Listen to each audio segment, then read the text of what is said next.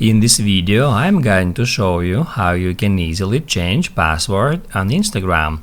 Be sure to watch the video to the very end so you don't make any mistakes, and of course do not forget to like this video and subscribe to my channel. Thanks guys.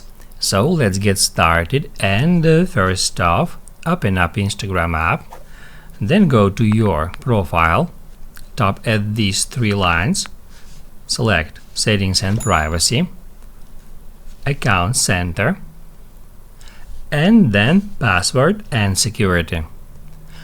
Towards the top of the screen you can easily find Change Password. Then just select an account for which you want to change password, and then enter your current password, and then enter your new password, and then just retype it.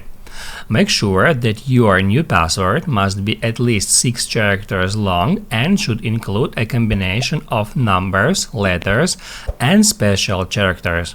Once you're done with that, tap Add Change Password. Now you can write down in the comments below if you have any questions about the tutorial, hit the like button if you liked that video, and see you in the next one.